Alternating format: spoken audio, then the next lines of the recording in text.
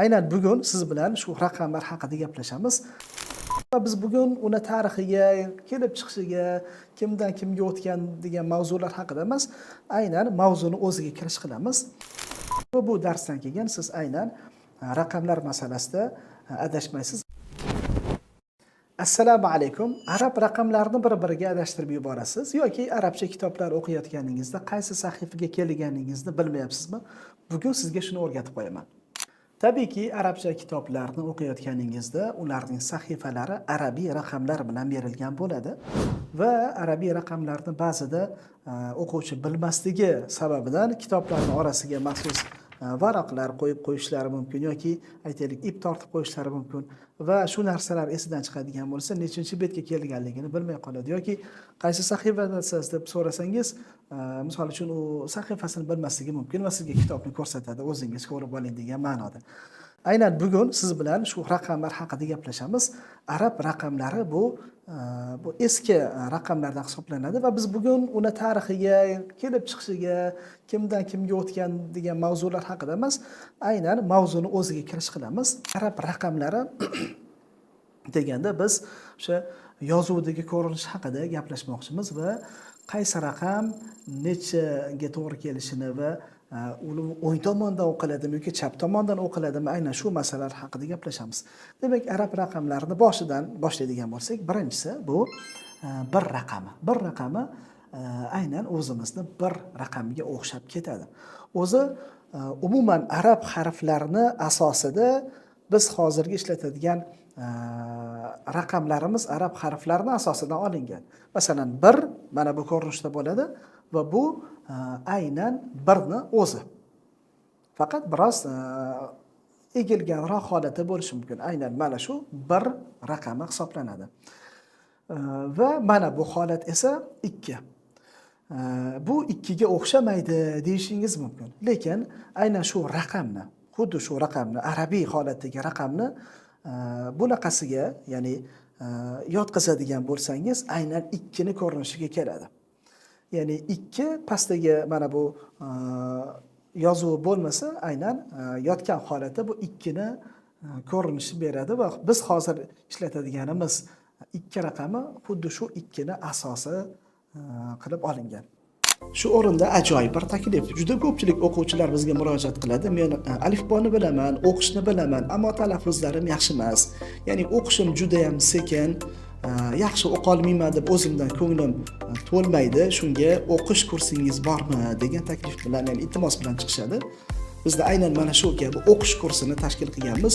O'qish kursida 10 ta video darslar joylashgan va ushbu 10 ta video darsimizda siz o'qish davomida uchraydiganingiz muammolar haqida darslar tayyorlangan. Masalan, hamzalarni talaffuzi, vaslali hamza, qat'iy hamzalarni talaffuzi, so'zlarni bir-biriga bog'lab ketish masalasi yoki to'xtash qoidalari yoki aynan ayn harfi yoki bir-biriga nuqtalarda o'xshab ketadigan harflar yoki talaffuzda bir-biriga o'xshab ketadigan harflar. Ya'ni siz talaffuzda yoki yozilishida bir-biriga o'xshatib yuborishingiz mumkin bo'lgan harflarni bir-biridan farqlash bo'yicha maxsus dars qilganmiz.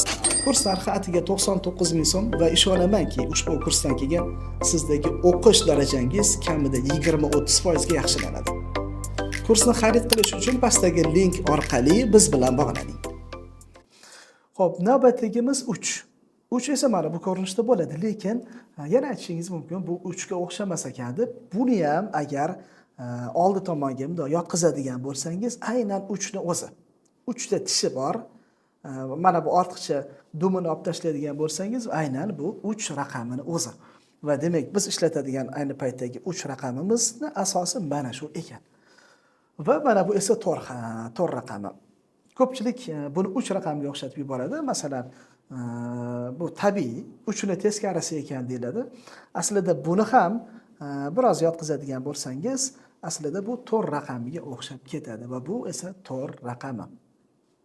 Navbatdagisi bunisi 5 raqami. 5 raqami mana shu dumaloq holatda bo'ladi. Ko'pchilik buni 0 deb adashib ketib qoladi, lekin bu 5. Agar dumaloq bo'lsa, bu arab tilidagi 5 raqami bo'ladi. Balki bu biz ishlatadigan 5 ning pastdagi dumaloq holati o'xshash qilib olingan bo'lishi mumkin. Navbatdagisi 6 raqami va bu 6 aynan 2 ning teskarisi. Bu 6 ga o'xshamas ekan desangiz, endi 6 ni u teskari tomonga yotqizadigan bo'lsangiz 6 ga o'xshab ketadi. Unda ham qaysidir ma'noda biz ayni paytda ishlatadiganimiz 6 ga asos bor. Keyingisi 7 raqami mana bu holatda. 7 raqami ham biroz agar qiyalatadigan bo'lsangiz 7 ga o'xshab ketadi va biz ayni paytda ishlatadigan 7 miz mana shu 7 ga ko'pincha o'xshab ketadi. Lekin xuddi shu shaklning teskarisi mana bu holatda esa 8. Lekin 8 ni balki o'xshatmasligingiz mumkin. Men ham o'xshatmadim. Balki izlansak buni ham qandaydir o'xshash tomonlari bo'lishi mumkin. Xo'p, 9 raqami xuddi 1 ga 1 o'xshaganda 9 ham 9 ga o'xshab ketadi. Mana bu esa 9 hisoblanadi. 0 qanday bo'ladi? 0 shunchaki bir nuqta bo'ladi. 0 demak dumaloq emas. Agar dumaloq bo'lsa bu arab tilida 5. Agar bitta nuqta bo'lsa bu arab tilidagi 0 bo'lib shaklga ega bo'ladi. Xo'p, endi bir o'zini ko'rdik. Bir o'zini ko'rsak tanib olamiz. Xo'p, endi bularni aytaylik 2 katakli raqamlar yoki 3 ta sonli raqamlar bo'lsa nima bo'ladi deyilsa, aynan raqamlar arab tilida yozuvga teskari ravishda, ya'ni yozuv o'ng tomondan o'qilsa, raqamlar chap tomondan o'qiladi. Ya'ni masalan siz aytaylik 11, 19 yozmoqchisiz. 19, ya'ni siz biladigan harflar bilan misol keltiryapman-da. 19 bo'lsa mana bu holatda bo'ladi. Ya'ni siz chap tomondan 1 va 9 deb yozasiz. Ya'ni 1 va 9. Xuddi arab tilini o'qiganingizdek o'ng tomondan 91 emas, balki bu tomondan 19 deb yoziladi va o'qiladi. Arabchani masalan o'ng tomondan o'qib kelaverasiz, raqam chiqib qolsa chap tomondan o'qib kelinadi. Tushunarli?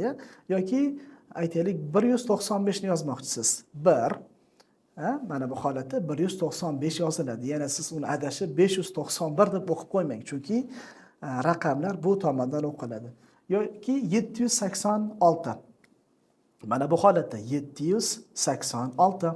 7 uni teskarisi 8, 6 esa mana bu holatda 786. Yoki 246 deylik, 2 4 6 246. Mana shu holatda bo'ladi. Har qancha raqamlar bo'lsin. Masalan aytaylik 100 bo'lsa nima bo'ladi? 1 va 2 ta nuqta. Mana shu 100 bo'ladi. 1000 1 va 3 ta nuqta bo'ladi. Yoki 563-sahifani och deb aytasiz.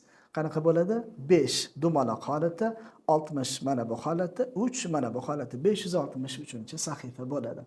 Tushunarli? Demak, arab harflarini o'qilishiga teskari ravishda arab raqamlari chap tomondan o'qiladi va chap tomondan yoziladi. Ya'ni yozilganda siz aytaylik, yozib ketyapsiz-da matn. Raqam kelib qoldi.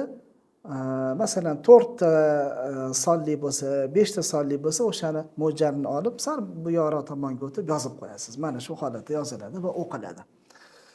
Va biz bugun aynan raqamlarning shakliga to'xtaldik. Biz ularni 1 2 3 4 deb sanashga bag'ishlamaganmiz bu darsimizni. Shu sababli biz ularning nomlanishiga va biz ularning tarixiga ortiqcha kirish qilmadik.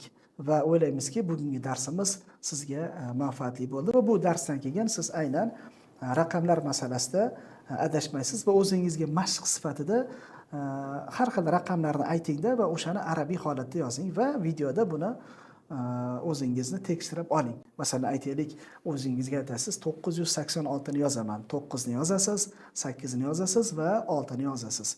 Mana shunaqangi bir aytaylik 20 ta 30 ta sonni yozadigan bo'lsangiz, bu raqamlar sizning esingizda qoladi. Salomat bo'ling.